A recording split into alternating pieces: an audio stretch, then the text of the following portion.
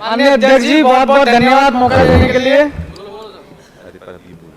मैं माननीय अध्यक्ष जी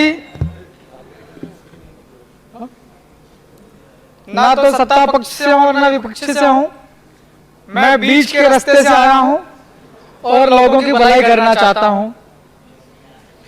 मैं आदिवासी इलाके से चुनकर आया हूं और सदन में उपस्थित 230 सदन के सदस्य हैं। हम सबके हाथ में प्रदेश का वर्तमान है और भविष्य है। मैं पश्चिम मध्य प्रदेश से चुनकर आया हूं, रतलाम जिले के सैलान से। मेरे इलाके के अंदर में पास में पड़ता झाबुआ जिला, अलीराजपुर जिला और धार भी पड़ जाता है। वहां से भी अपनी अपनी कॉन्स्टिट्यूएंसी से माननीय सदस्यगण यहाँ मौजूद हैं। आदिवासी इलाके में सदियों से आदिवासी लोगों को कहीं कहीं बेदखल किया जाता है अपनी जमीनों से, और कॉर्पोरेट उद्योगों के निर्माण के लिए जमीनें दी जाती हैं। मैं फिर कह रहा हूं, मैं बीच के रास्ते से निकलना चाहता हूं। माइक देखो उनका क्या गड़बड़ है। मैं बीच के रास्ते से निकलना चाहता हूं ताकि लोगों का भला हो सके। अगर उद्योग बनते हैं तो आदिवासियों की जमीनें जा रही हैं, पहले वहां के लोगों से बात किया जाना चाहिए। उन्हें कहीं ना कहीं उनकी परमानेंट आजीविका सेटल करने के लिए पहले उनका समाधान दिया जाना चाहिए।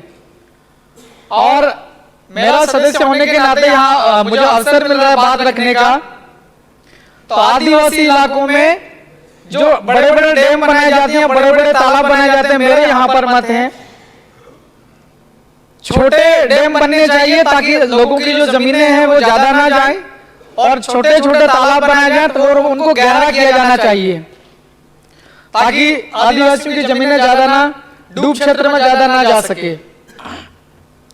और अगर आदिवासियों की जमीनों पर ध्यान न दिया जाए और लगातार विकास की दौड़ में भागा जाए, आदिवासियों की आवाज को सुना न जाए, तो जो अनपढ़ और अकुशल आदिवासी हैं वो अपनी जमीनें चली जाएगी डैम में। जो भी कंस्ट्रक्शन बनता, चाहे 8 लेन रोड बने, चाहे कुछ भी निर्माण कार्य बने, तो ये अनपढ़ और अकुशल आदिवासी जो लोग होते हैं ये नगरों और महानगरों की ओर जाएंगे और भटकेंगे। इन्हें काम मिलेगा नहीं, अकुशल लोगों को काम नहीं मिलता, चाहे छोटे शहर जाओ बड़े शहर जाओ।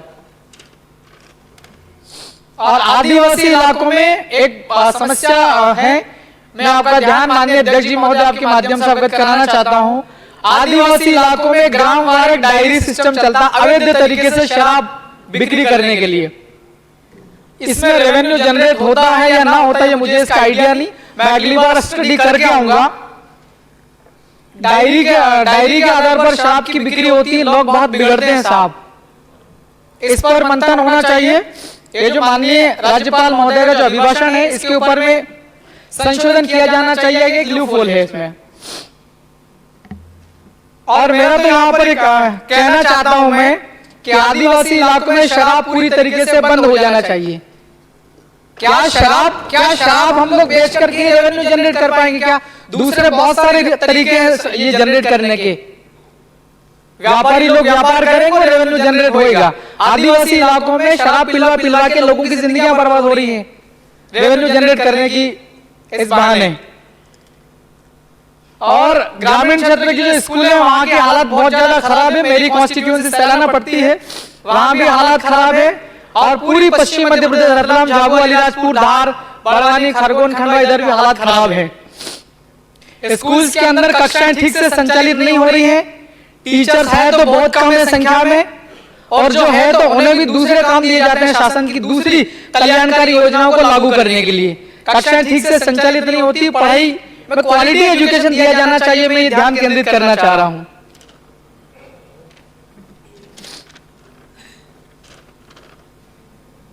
और माननीय अध्यक्ष जी आपके माध्यम से मैं सरकार तक अपनी बात कहना चाहता हूं। अलग अलग बहुत सारे विभाग हैं, अलग अलग मंत्रालयों में बहुत विभागों में हजारों वैकेंसीज, जो विभागों में पद जो है वो खाली पड़े हुए हैं, इन्हें भरा जाए। अगर भरेंगे तो जो काम अच्छे से होएगा और जो सरकार की जो जन कल्याणकारी पॉलिसी नीतियां हैं, जो योजनाएं हैं, वो योजनाएं ठीक से लागू हो पाएगी। योजना का लाभ हर एक व्यक्ति को तक मिल सकता है। जब हमारे पास में कर्मचारी ही नहीं होंगे तो योजनाओं का क्रियान्वयन कौन करेगा? आदिवासी इलाकों में सरकार की कल्याणकारी योजनाओं के क्रियान्वयन में भ्रष्टाचार बहुत ज्यादा है, बहुत चरम सीमा पर है। पंचायतों में दोनों ही सरकार जब डबल इंजन की सरकार हम लोग कहते हैं यहाँ पर हम सब, तो पंचायतों में विकास कार्य करने का सबसे जो ज्यादा जिम्मेदारी होती है सरपंच, सचिव और रोजगार सहायक, इसके अलावा एक इंजीनियर भी होते हैं। इन पर नियंत्रण रखना बहुत ज्यादा। समाप्त करें। 1 मिनट 2 मिनट और दीजिए अध्यक्ष जी। और आदिवासी इलाकों के अंदर में सार्वजनिक कुओं और तालाबों का ये तो काम करना ही है। चलिए 1 मिनट के अंदर अपना ध्यान केंद्रित करना चाहता हूं साहब। आज से लगभग 22 साल पहले श्रद्धेय अटल बिहारी वाजपेयी साहब भारत के प्रधानमंत्री थे। इस देश में 2 इलाके ऐसे थे जहां पर आदिवासी लोग बहुत ज्यादा परेशान थे, उनकी समस्याओं का समाधान नहीं हो रहा था। सन 2000 में ही मेरे ख्याल से झारखंड और छत्तीसगढ़ 2 अलग राज्य बने थे। तो मैं यहाँ ध्यान आकर्षित करना चाहता हूँ, अभिभाषण में इस बात का जिक्र ना हुआ हो, लेकिन मैं कानून का पालन करते हुए हमारे इलाके जो आंदोलनकारी लोग उन्हें भी हम लोग शिक्षा देंगे। हमें कानून का पालन करना हो, भारत के संविधान को मानना है। बिल प्रदेश राज्य की मांग पिछले कई सालों से हो रही है। मध्य प्रदेश, अपना राजस्थान, गुजरात और महाराष्ट्र, 4 राज्यों का जो भील आदिवासी बहुल वाला इलाका है, हालात बहुत ज्यादा खराब है आर्थिक तौर पर। तो एक अलग राज्य की मांग पूरे 4 राज्यों के लोग कर रहे हैं, मैं अकेला नहीं कर रहा हूं। तो इसको ऊपर थोड़ा चर्चा और मंथन होना चाहिए। 230 माननीय सदस्यों से मेरा अनुरोध है, अपने दिमाग में इसके ऊपर चर्चा होना चाहिए। अलग राज्य बनने से कोई नुकसान नहीं है भारत के राष्ट्र को। 2000 में झारखंड बना तो भारत को राष्ट्र को कोई नुकसान नहीं हुआ। छत्तीसगढ़ बना, अभी हालात बहुत अच्छे हैं, वहां पर विकास हुआ है। अगर अलग से भील प्रदेश राज्य बनता है तो भारत की राष्ट्रीयता को, एकता को कोई नुकसान नहीं है। एक अलग राज्य बनना चाहिए। बात रखने के लिए मौका दिया और सुना, बहुत बहुत शुक्रिया। श्रीमान महेश परमार जी।